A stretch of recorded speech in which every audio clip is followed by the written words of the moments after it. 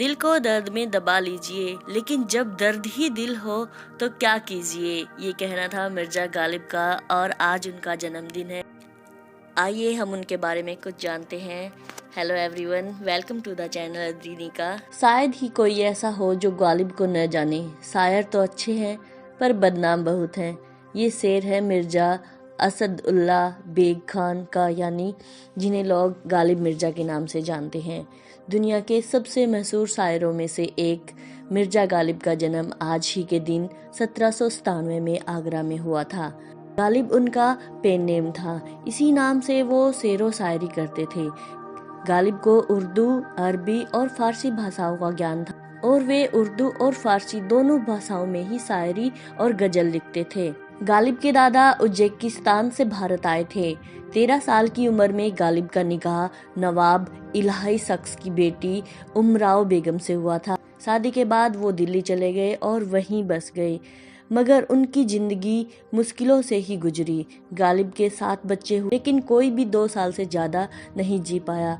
इस्लाम में शराब को हराम माना जाता है, लेकिन गालिब को शराब पीने का बहुत शौक था। गालिब बागी भी थे। जिंदगी पर लिखा, जिंदगी जीने के तरीके पर लिखा, सरजमी वालों पर लिखा और उस ऊपर वाले पर भी लिखा, और क्या खूब लिखा।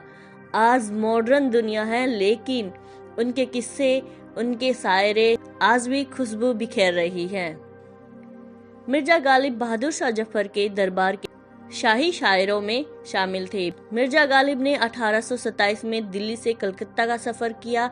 इस दौरान वो रास्ते में आने वाले कई शहरों लखनऊ, बांदा और बनारस में ठहरते हुए गए।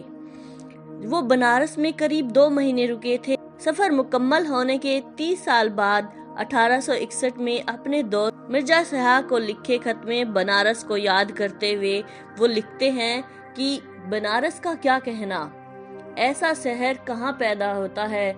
इंतहा ए जवानी में मेरा वहाँ जाना हुआ, अगर इस मौसम में जवान होता तो वही रह जाता, उधर को न आता।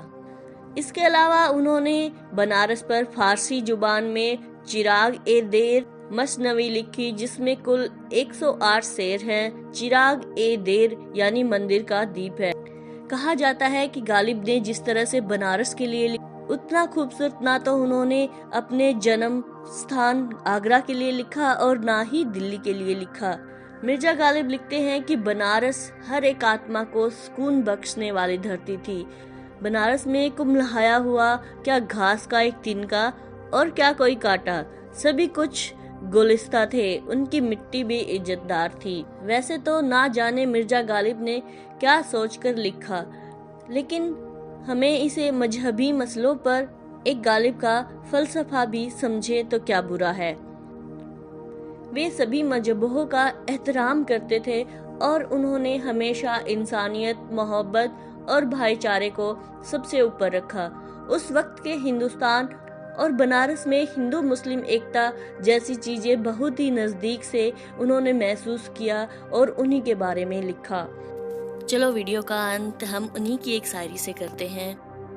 कितना खौफ होता है शाम के अंधेरे में, जरा पूछ के देखो उन परिंदों से जिनके घर नहीं होते।